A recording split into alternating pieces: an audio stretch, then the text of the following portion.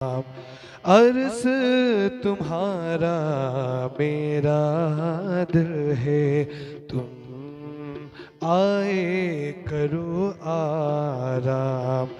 Says बिछाऊं रुचि रुच के, यही तुम्हारा विश्राम। सेज बिछाऊं रुचि रुच के, यही तुम्हारा विश्राम। अर्ज़ तुम्हारा मेरा दिल है, तुम आए करो आराम।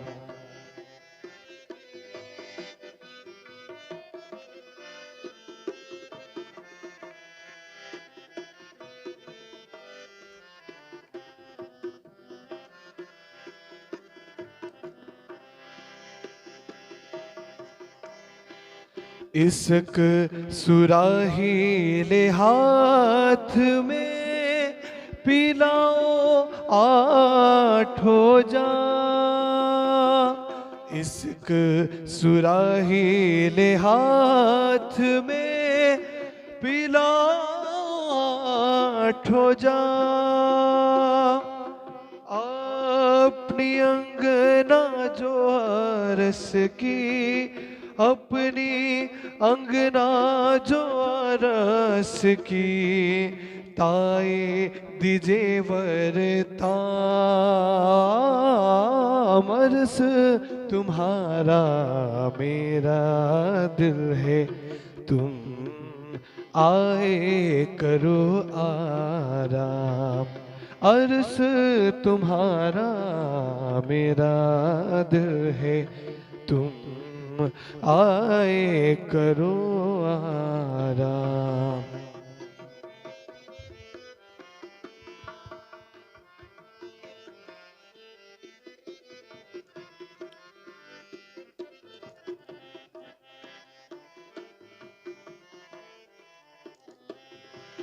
खिलवत खाना रस का, बैठे बीच तखत श्यामा श्याम। खिलवत खाना रस का, बैठे बीच तखत श्यामा श्याम। मस्ती दीजे अपनी, मस्ती दीजे अपनी। युगलित हो याही ठाम, अर्ज़ तुम्हारा मेरा दिल है, तुम आए करो आराम। अर्ज़ तुम्हारा मेरा दिल है, तुम आए करो आराम।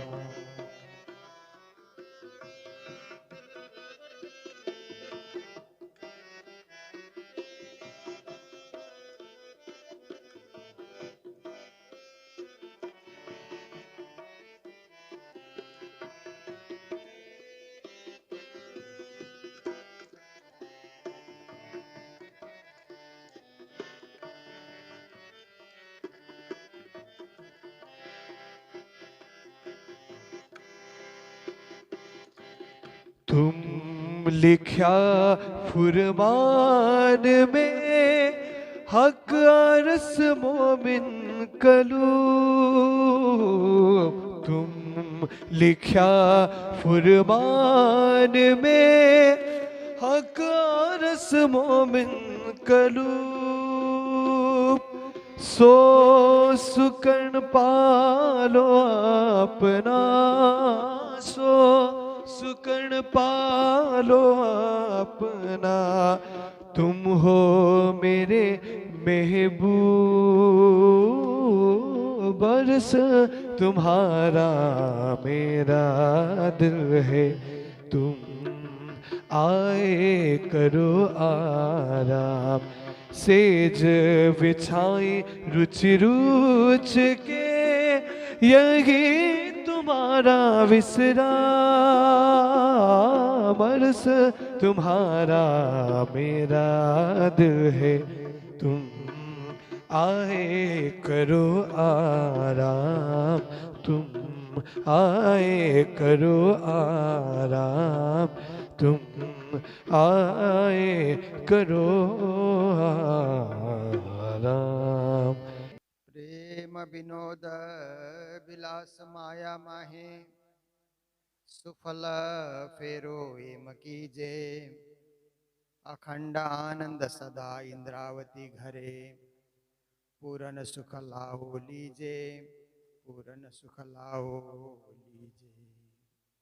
बोलो कृष्ण कन्हैया लाल की, जय श्री निजानंद स्वामी की, श्री जय प्राणनाथ प्यारे की, जय महारानी बाईजुराज की, जय महाराजा छत्रसाल की, जय गुरुजी मंगलदास महाराज की, जय श्री कृष्ण प्रणामी धर्म की, जय तीनों पुरी धाम की, जय सर्व सुंदर साथ की। आओ जी बाला मारे गिरा प्रणाम। उपस्थित धर्म प्राण शिरोमणि सुंदर साथ जी, माताएं बहनें भाइयों, नित्य चर्चा नित्य चर्या। देखिए जीवन में नित्य का काम होता ही होता है। नित्य उठना, नित्य नहाना, नित्य खाना, नित्य पीना, नित्य सोना, नित्य गपशप करना। देखिए नित्य मित्रों से मिलना, नित्य स्वाध्याय करना, ये होता ही होता है। पर किनके जीवन में होता है? जो समझदार होते हैं, विवेकशील होते हैं, परमात्मा के भक्त होते हैं, ऐसे लोगों के जीवन में नित्य नियम होते हैं। बाकी जिसका कोई हिसाब किताब नहीं होता, ऐसे लोग भी दुनिया में बहुत जीते हैं ना। जीवन का अर्थ भी नहीं मालूम, जीवन का मूल्य भी नहीं मालूम, जीवन की दिशा भी नहीं मालूम, बस जिए जा रहे हैं। उनका कोई नित्य नियम नहीं होता है। उठने का भी नियम नहीं, सोने का भी नियम नहीं, खाने का भी नियम नहीं, गपशप करने का भी नियम नहीं, कोई नियम ही नहीं होता है। कई कई लोगों को देखा जाता है कि जो सरकारी नौकरी करते हैं ना, उनका भी जाने और आने का कोई नियम नहीं होता है। प्राइवेट कंपनी में नौकरी करेगा तो ऐसे लोगों को निकाल दिया जाता है, तुम काम के आदमी नहीं हो। पर सरकारी नौकरी में तो कभी कभी इतना ध्यान नहीं होता है अफसरों का, या छूट दे देते हैं। कई लोग, कई बार मैंने सरकारी नौकरी में देखा कि जो टीचर का काम करते हैं वे दूसरे को रख लेते हैं, थोड़ा पैसा दे करके खुद सैलरी लेते रहते हैं और घर बैठे रहते हैं, या राजनीति करते रहते हैं। तो उनकी हाजिरी वहां लगती रहेगी, सैलरी ड्रॉ करते रहेंगे। उनकी खोज खबर हो जाए तो ऐसे लोगों को जेल भेज देना चाहिए। पर सरकारी क्षेत्र में खोज खबर कम होती है, इसलिए चलता है। प्राइवेट सेक्टर में नहीं चलेगा। प्राइवेट स्कूल में कोई ऐसा कर ही नहीं सकता है, उसको तो तत्काल निकाल दिया जाता है। तो देखिए कुछ लोग अनियमित और अनुशासन भंग करने वाले, ऐसे लोग दुनिया में होते हैं। पर ज्ञानी लोग, समझदार लोग, नित्य नियम से चलना, अनुशासन से चलना, समझदारी से काम लेना, कहीं भी जीवन में कोई भूल न हो जाए, कोई चूक न हो जाए, चलते बोलते खाते पीते यावत कार्य करते, एकदम सही सही वास्तविक ऐसे कदमों से चलना, यही ब्रह्म सृष्टि का लक्षण होता है। यही सच्चे समझदार महापुरुषों का लक्षण होता है। तो हम लोग भी नित्य नियम से ऐसे ही लक्षण जीवन में धारण करने के लिए कोशिश कर रहे हैं। बार बार ज्ञान सुनते हैं तो ज्ञानी बनने का मौका मिल जाता है ना। ज्ञानी की चाल अलग होती है, अज्ञानी की चाल अलग होती है। अज्ञानी चलते हैं तो धक्कम धक करते हुए चलते हैं। कहीं भी भीड़ में अज्ञानी लोग आ गए ना, आप रेलवे स्टेशन में देखिए, लोग धक्कम धक करते हैं ना, क्योंकि ज्यादा अज्ञानी है। और लेबर लोग भी सामान लेके चल रहे हैं, कुल्ली लोग सामान लेके चल रहे हैं, धक्कम धक कर देते हैं। पर मंदिरों में आप आएंगे तो धक्कम धक नहीं करते। मंदिर में भी कोई असभ्य लोग आ गए तो बात अलग है, पर सुंदर साथ धक्कम धक नहीं करते हैं ना, उनको जाने दिया जाए, फिर हम जाएं। परिक्रमा में भी वो जा रहे हैं तो जाने दिया जाए, प्रसाद ले रहे हैं तो लेने दिया जाए, हम बाद में लेंगे। आरती कर रहे हैं तो करने दिया जाए। देखिए सभ्यता, इसी को सभ्यता कहते हैं ना। तो हम सभ्य बने, दिव्य बने, भव्य बने, अच्छे बने, योग्य बने, इसके लिए हमें चर्चा सुननी है और वाणी से जुड़े रहना है। श्री जी के उपदेश के साथ संलग्न रहना है। तो देखिए हमारी नित्य चर्चा के अंतर्गत आज वो अति प्रिय प्रकरण जो रोज सुबह गाते हैं, उसके बिना तो सेवा पूजा शुरू होती ही नहीं है। मंदिर की पूजा भी वहीं से शुरू होती है, घर की पूजा भी वहीं से शुरू होती है। हमारे पास वक्त है तो हम प्रभाती भी गाएं, एक दो प्रभाती गा करके फिर आह्वान करें। पर घर में कभी इतना समय नहीं होता है, और भी बहुत सारे काम करना पड़ता है। बच्चे स्कूल जाते हैं, कई लोग आए गए लोग होते हैं। तो इसी आह्वान से हम लोग सुबह की सेवा पूजा प्रारंभ करते हैं। तो राग श्री काफी, इसको भी श्री जी ने राग में सजाया है। ये तो गाया जाता है, कई लोग कई रागों में गाते हैं, पर राग काफी में इसको राग श्री और काफी का मिश्रण करके इसको सजाया गया है। तो आओ जी बाला हमारे घेर, आओ जी बाला, देखिए आह्वान है,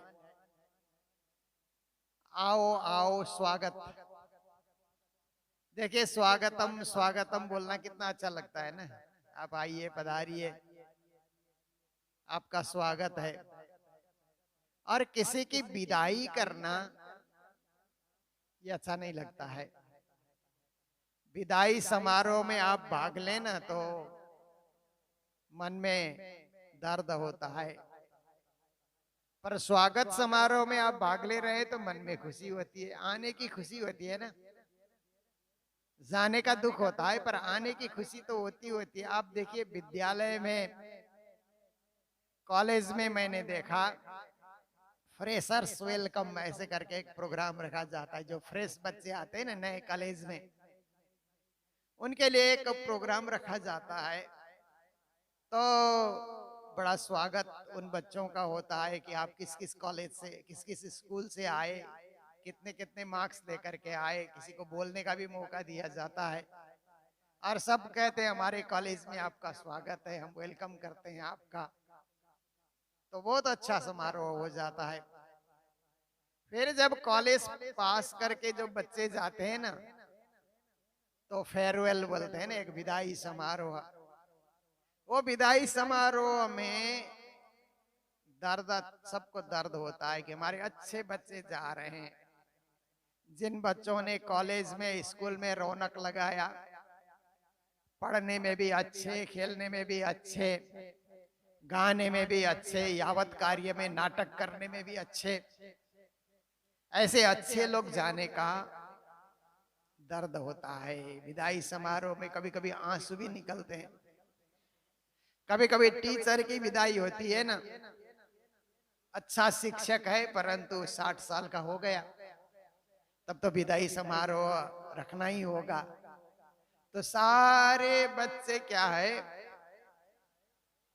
आंखों में आंसू भर करके विदाई करते हैं। तो दुनिया में दो समारोह होते हैं ना, आने का समारोह वो सुखपूर्ण, आनंदपूर्ण, हर्षपूर्ण, और एक जाने का जो है समारोह है वो दुखपूर्ण, दर्दपूर्ण, विषादपूर्ण होता है।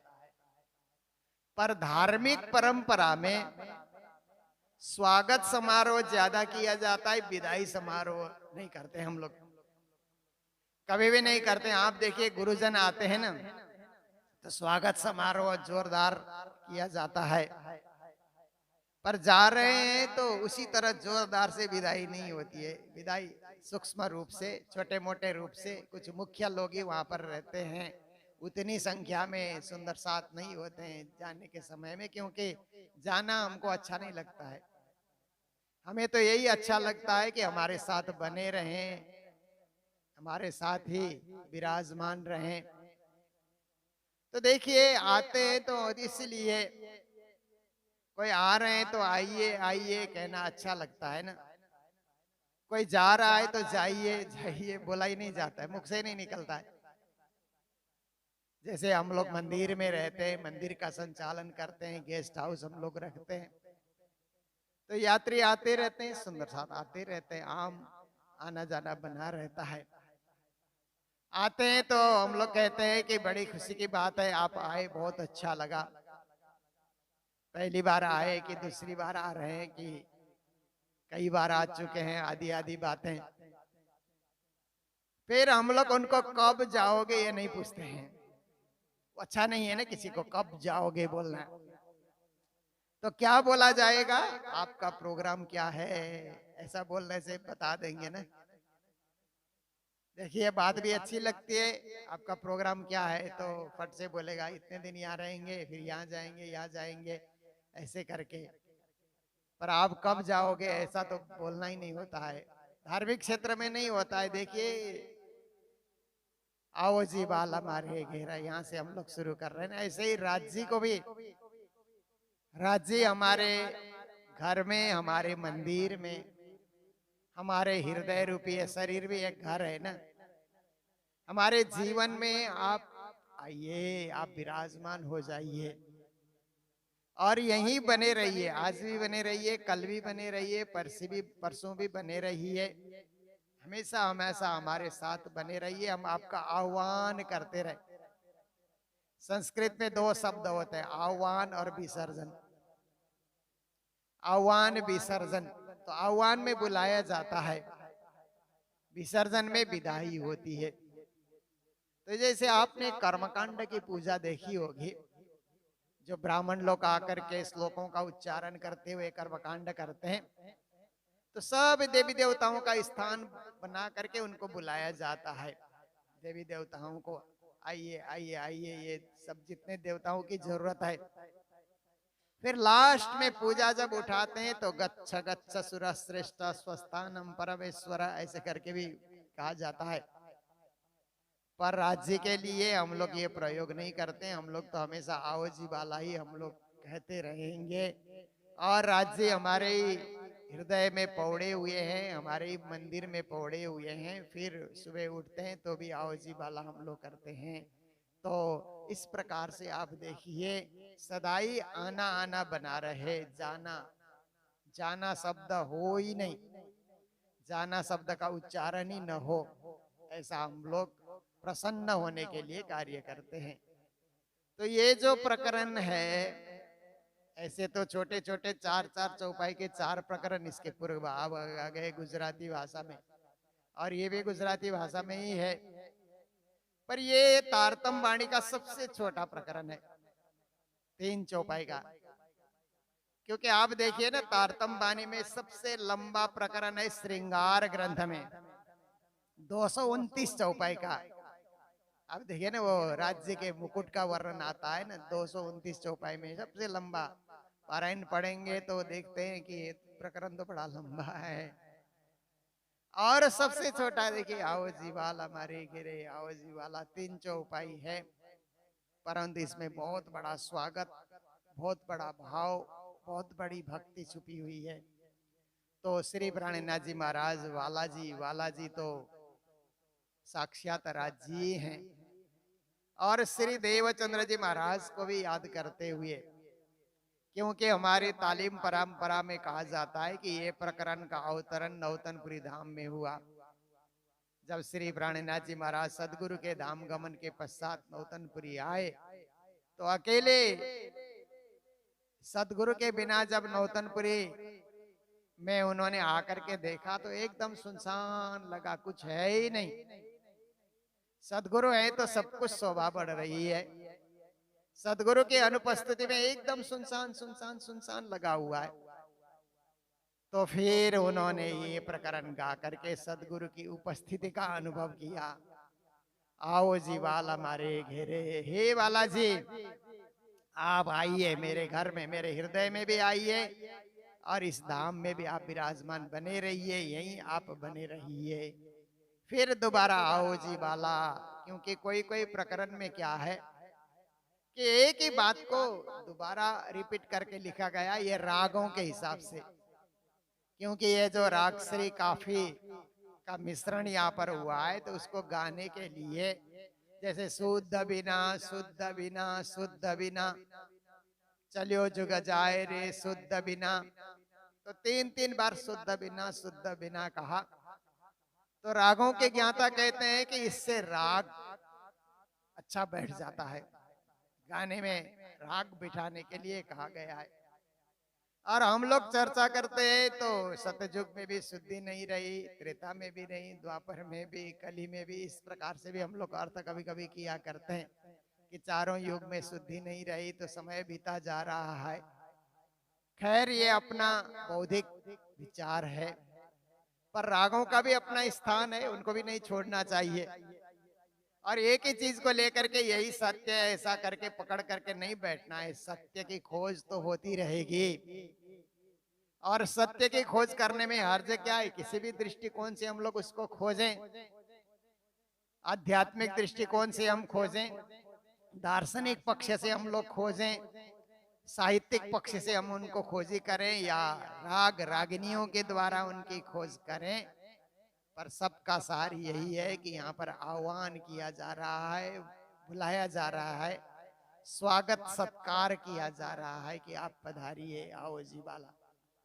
एक लड़ी परदेश मां मुने मुकी ने कहाँ चालिया, इंद्रावती भाव से श्री जी बोल रहे हैं कि हे धनी, हे वाला जी, हे सदगुरु। राज जी ने भी अकेले छोड़ा इस संसार में, ब्रज और रास में तो साथ में ही थे, पर जागनी के ब्रह्मांड में तो सबको अलग अलग उन्होंने भेजा है ना। इसीलिए राज जी से भी यही प्रार्थना होगी और सदगुरु धनी श्री देवचंद्र जी से भी यही प्रार्थना होगी कि हे धनी जी, अकेले इस संसार तो परदेश है ना, स्वदेश तो परम धाम हो गया, और स्वदेश से हम निकले तो परदेश में आए। परदेश में कितना भी सुख मिले, पर याद तो स्वदेश की आती है ना, अपना देश, अपना स्थान। अब देखिए भारत में भी कितने प्रांत है ना, 29 प्रांत है। जो जिस प्रांत का है ना, घूम फिर करके वहां आता है तो उसको स्वदेश का, स्वदेश की मिट्टी की खुशबू होती है ना, अपने स्थान की खुशबू कुछ निराली होती है।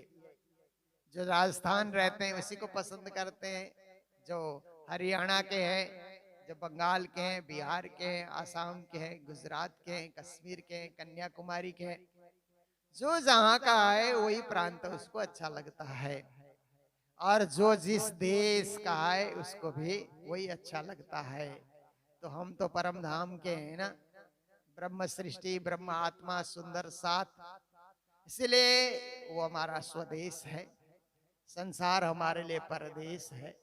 इसलिए अकेले इस संसार रूपी परदेश में मुने मुकी ने कहाँ चालिया, हे धनी, मुझे छोड़ करके आप कहाँ चले गए? क्योंकि प्रत्यक्ष रूप से आप नहीं दिखलाई दे रहे।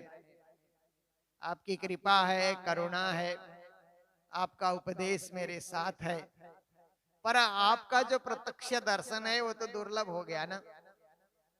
मायानो मेलो घणो दुर्लभ नहीं आवे बीजी बार। श्री जी ने 6 ऋतु में कहा ना, शरीर से दर्शन करना और शरीर का मिलाप, ये माया का मिलाप होता है ना, कि हम शरीर रूप में सुंदर साथ को देख रहे हैं, शरीर रूप में गुरुजनों को देख रहे हैं, वो दुर्लभ मिलन है। धाम मेलो सदीबो से दुर्लभ मेलो संसार। एक जगह और कहा कि परम धाम में तो सदा सदा मिलन होगा, पर संसार का मिलन तो एक दुर्लभ मिलन है ना। इसलिए इस दुर्लभ मिलन का भी स्वाद लेते रहना चाहिए, स्वाद चखते रहना चाहिए। तो हे धनी, आप एक बार तो मिले धनी श्री देवचंद जी महाराज के रूप में, और फिर से आप मिलिए, फिर से हृदय धाम में आइए। मुझे अकेले छोड़ करके आप इधर उधर मत हो जाइए, बस मेरे साथ ही बने रहिए। मुने हते नीदरड़ी तमे सुती मुकी कहाँ राते। देखिए, मेरे में अज्ञान की नींद बढ़ रही थी। अज्ञान तो होता ही है ना, अज्ञान भी तो अपनी जगह बढ़ाते रहता है। ज्ञान का अपना क्षेत्र है, अज्ञान का अपना क्षेत्र है, और हमारे में दोनों का मिश्रण है। मनुष्य शरीर और ज्ञान और अज्ञान का मिश्रण है। कभी हम ज्ञान सुनते हैं तो इतने ज्ञानी हो जाते हैं, इतने त्यागी हो जाते हैं, इतने हम समझदार हो जाते हैं। कभी अज्ञान प्रभाव हमारे ऊपर डालता है तो हम भी लड़ने भिड़ने के लिए, नुकसान पहुंचाने के लिए कुछ ना कुछ मगजमारी बोलते हैं ना, ऐसे हम करते रहते हैं। इसीलिए ज्ञान का प्रभाव ज्यादा हो, अज्ञान का प्रभाव कम हो। तमोगुण भी हमारे में अंदर है, रजोगुण भी है, सतगुण भी है। तीनों गुण का प्रभाव भी चलते रहता है। कभी सतगुण प्रधान हम होते हैं तो सत्कार्य करते हैं, रजगुण प्रधान होते हैं तो कभी नेतृत्व करने की सोच लेकर के बैठ जाते हैं, रागात्मक हो जाते हैं। तमोगुण प्रधान होते हैं तो फिर तामसी स्वभाव, तामसी विचार, उल्टी उल्टी बातें करना, लोगों को लड़ाना भिड़ाना, ऐसे भी कार्य होता है। तो ये मिश्रण है मनुष्य जीवन। इसलिए तमगुण को दबा करके रखना, रजगुण को भी कमजोर बना करके रखना, सतगुण को प्रभावी बना करके रखना। ऐसे तो राजनीतिक क्षेत्र में लोग बोलते हैं सतगुणी बनोगे तो राजनीति कर नहीं पाओगे। तो जो राजनीति करते हैं उनके लिए हम कहेंगे कि आप आगे बढ़िए, पर धार्मिक क्षेत्र में रजगुण बढ़ाओ तमगुण बढ़ाओ ऐसा नहीं कहा जाता, सतगुण बढ़ाओ। क्योंकि धर्म की पाठशाला है ना, राजनीति की पाठशाला में राजनीतिक शिक्षा दी जाती है। राजनीतिक शास्त्र भी एक विषय है ना, पॉलिटिकल साइंस बोलते हैं ना कॉलेज में, राजनीतिक विज्ञान। तो इसी प्रकार से एक धर्म विज्ञान भी है। हम मंदिर में बैठे हैं तो हम लोग तो अपने आप को सात्विक बनाने के लिए बैठे हुए हैं, इसलिए सतगुण प्रधान हम लोग बने। तो यही है कि हे परमात्मा, हे धनी, हम में अज्ञानता रूपी नींद बड़ी तेजी से बढ़ती जा रही है। और जब आप धाम पधारे तब भी एक अज्ञान ने घेरा, क्योंकि श्री जी और सदगुरु का 9 साल की जुदागी कहते हैं ना। पहले अरब भेजा उन्होंने, अरब जाकर के लाए 4 साल, फिर 4 साल से छूट करके आने में 5वां साल भी शुरू हो गया। आए तो नजरबंद में जाना पड़ा, नजरबंद से आए तो प्रणाम की स्वीकृति नहीं हुई, फिर घर बैठना पड़ा। 2 साल घर बैठे, 2 साल कालाजी के पास रहे, तो ये सब मिला करके 9 साल की जुदागी कहा जाता है। फिर अंत में सदगुरु ने देखा कि मेरा ये मेरे उत्तराधिकारी हैं, इसलिए इनको मैंने संयोग सुख भी दिया, वियोग सुख भी दिया। 13 साल का संयोग सुख दिया, 13 वर्ष माया मिने था ऊपर लौकिक बोझ, श्री राज तरफ रहते रमे बीच कौसर हौज, कहते हैं बीतक में। फिर उसके बाद ये जुदागी का भी, क्योंकि संसार में पक्के होने के लिए तो मिलना बिछुड़ना, संयोग वियोग, हानि लाभ, ये सब का अनुभव करना ही पड़ता है। ऐसा अनुभव सदगुरु महाराज ने कराया।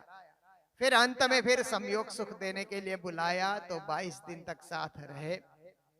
फिर 22वें दिन जब अनंत चतुर्दशी की तिथि आई तो सदगुरु ने शाम की बेला में कहा कि मेराज ठाकुर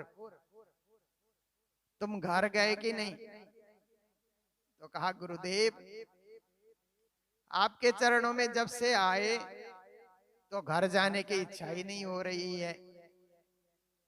कहा एक बार जाओ, जा करके अब ये घर में तुम्हारी फूलबाई भी राह देख रही होगी, भाभियां भाई लोग सब राह देख रहे होंगे कि यहीं अब नौतनपुरी में मेराज आए हुए हैं तो घर क्यों नहीं आते, जरूर घर आएंगे, ऐसे करके सब प्रतीक्षा कर रहे होंगे।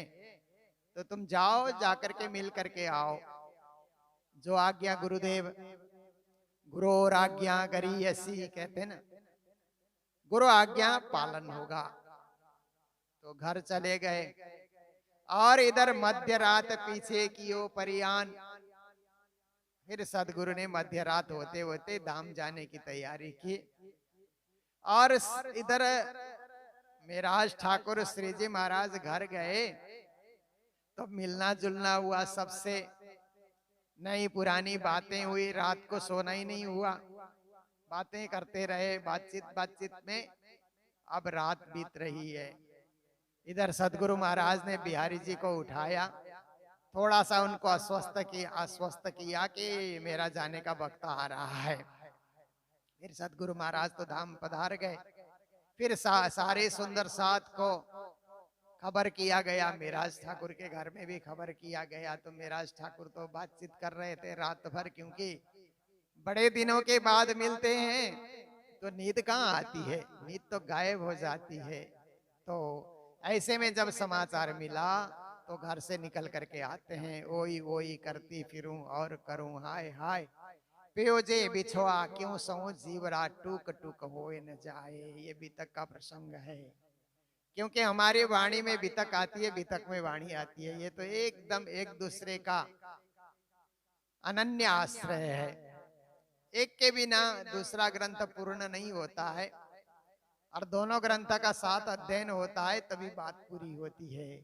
तो कहते हैं कि मुझे अज्ञान की नींद आ गई, आपने कहा घर जाओ सबसे मिलो, तो घर में मिलना तो ये तो माया का काम था ना, वो धर्म का काम नहीं था। सदगुरु के चरणों में बने रहना वो तो धर्म का काम था। पर सदगुरु ने जब कहा तो एक माया की नींद मेरे ऊपर आ गई कि हाँ मिलना चाहिए। ऐसे सोच करके मैं उस सदगुरु को ये भी बोल सकता था कि आपके चरणों को छोड़कर हम कहीं जाएंगे ही नहीं, पर ऐसी बात मैंने नहीं की। मैं तो घर चला गया, ये माया की नींद मुझे बहुत सताने लगी। तमे सुती मुखी कहाँ रहते, मैं तो माया की नींद में पड़ा था, परिवार के साथ था। ऐसे समय में अज्ञान रूपी नींद में सोई हुई आत्मा को छोड़ करके आप कहाँ चले गए, कहाँ पधार गए सदगुरु महाराज। जागे जोता पीयू जी न पासे, हमने जाग करके देखा तो पीयू जी तो धाम पधार चुके थे, मेरे हमारे पास नहीं थे।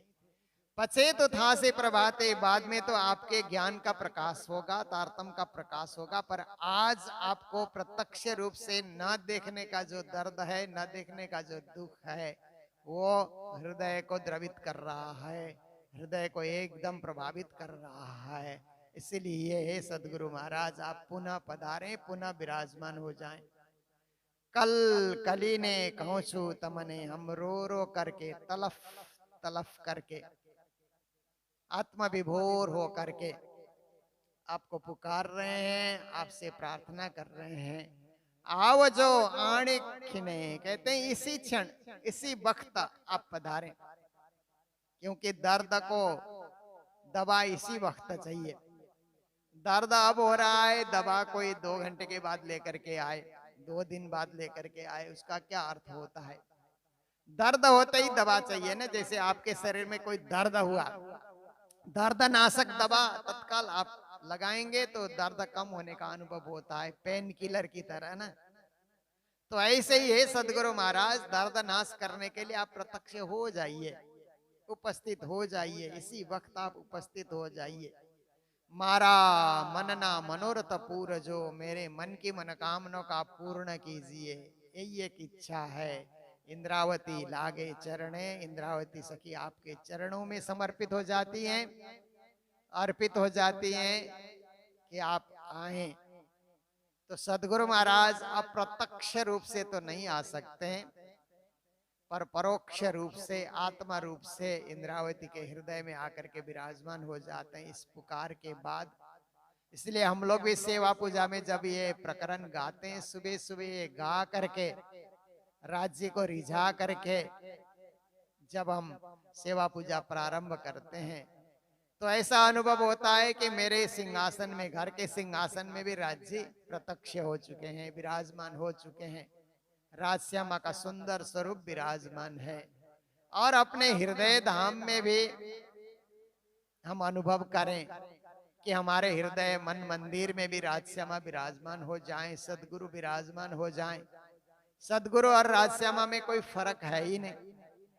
श्री जी ने वाणी में जहां जहां भी धनी शब्द का प्रयोग किया है, धाम धनी के लिए भी प्रयोग किया है, धनी श्री देवचंद्र जी के लिए भी प्रयोग किया है, क्योंकि धाम धनी धनी देवचंद्र जी महाराज के रूप में पधारे हैं। कोई अलग तो कुछ है नहीं अस्तित्व। कैसे पधारे हैं? तो कहते हैं ना, श्री सुंदरबाई श्यामा जी अवतार पूर्ण आवेश दियो आधार। धनी ने पूर्ण आवेश दे करके भेजा है सुंदरबाई को भी, इसलिए धनी का आवेश वहां भी है। तो इस तरह से धनी को भी पुकार रहे हैं, सदगुरु को भी पुकार रहे हैं, और अपने जीवन में उनकी उपस्थिति होने का अनुभव भी कर रहे हैं। ऐसी स्थिति में जो प्रकरण का अवतरण हुआ, ये हम लोग अत्यंत श्रद्धा पूर्वक, भाव पूर्वक, भक्ति पूर्वक हमारे परमहंसों ने सेवा पूजा में सजाया। प्रातःकालीन सेवा पूजा, ये चौपाई बोले बिना सेवा पूजा शुरू ही नहीं होती है। शुभारंभ ही यहीं से हम लोग करते हैं, मंगलाचरण ही हम लोग यहाँ से करते हैं। तो ऐसा प्रकरण प्रसंग बस हमारी चर्चा में आज उपस्थित हुआ, और जिसका रसस्वादन करने का आपको मौका मिला। तो इन्हीं शब्दों के साथ हम लोग श्री कृष्ण प्रणामी मंदिर सिलीगुड़ी में बैठ करके चर्चा सुन रहे थे। हमारे जो ऑनलाइन श्रोता हैं उनको भी मंदिर दर्शन करने का और यहाँ के सुंदर साथ दर्शन करने का मौका मिलेगा। इसी प्रकार से आप रोज चर्चा सुनते रहेंगे, जीवन को धन्य बनाते रहेंगे। बोलो सतगुरु महाराज की, श्री प्राणनाथ प्यारे की, सर्व सुंदर साथ की। कल कलिने कहूँ छु तमने, आवजो आणे खीने। मारा मन ना मनोरथ पूरजो, इंद्रावती लागे चराने, इंद्रावती लागे चराने। बोलो श्री प्राणनाथ प्यारे की, श्री धाम के धनी की। हमारे कालिम्पोंग में जो भंडारे की सेवा चलती है, सुदेश नैयर जी जो दिल्ली रहती हैं, उन्होंने अपनी माता जी जमुनाबाई के नाम से भंडारे की सेवा उन्होंने प्रदान की है। माता जमुनाबाई और प्रकाशन मिड्डा जी दोनों पति पत्नी गुरु जी के परम भक्त थे। उनकी सुपुत्री सुदेश नैयर जी, उनकी ओर से सेवा प्राप्त हुई है। तो धामवासी आत्माओं को श्रद्धांजलि और सुदेश जी को मंगल बधाई देते हैं। प्रणाम।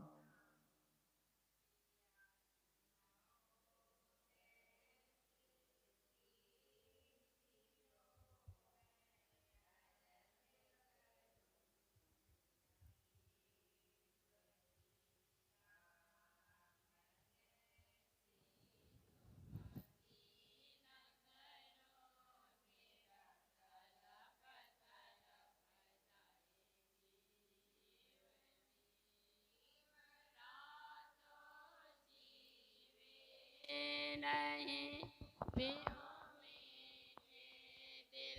की प्यास जी, तुम बिना मैं कि न सुकहूँ पिया, तुम हो मेरे आस जी। आस बिराने तो करो पिया, जो कोई दूसरा हो जी।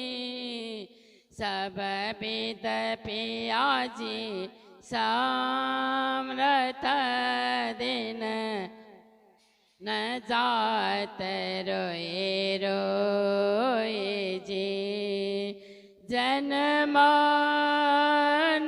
जो मैं हूँ पिया, जो सुम देख के पियो जी। जब तुम आप दिखाओगे, तब देखोगे नैना बार जी। एति पुकार पिया सुन के, अब दिल करो अब चैन जी। छिन छिन खबर लीजियो, मैं अरज करो दुल्हन जी। एति अरज में तो करो पिया, जो आड़ी भय अंतराय जी। सो आड़े अंतर टाल के, पिया दुल्हन लीजे कंठ लगाए जी। कंठ लगाए कंठ सो पिया, कीजियो हास बिलास जी। वरन जाए श्री इंद्रावती, पिया राखो चरण के पास जी। तुम दुल्हा मैं दुल्हन, पिया और न जानो बात जी। इसका सो सेवा करो पिया, सर्वांग साक्षात जी। सदा सुख दाता धाम धनी, में कहाँ कहो न बात जी। लसरो पापर वरे अंगना, बलि बलि जात जी। सदा सुख दाता धाम धनी, मैं कहाँ कहूँ इन बात जी। श्री महामति जुगल स्वरूप पर वरे अंगना, बलि बलि जात जी। पिया तुम हो तैसे कीजियो, मैं अरज करो मेरे पियो जी। मैं अरज करो मेरे धाम जी। बोलो श्री प्राणनाथ प्यारे की जय।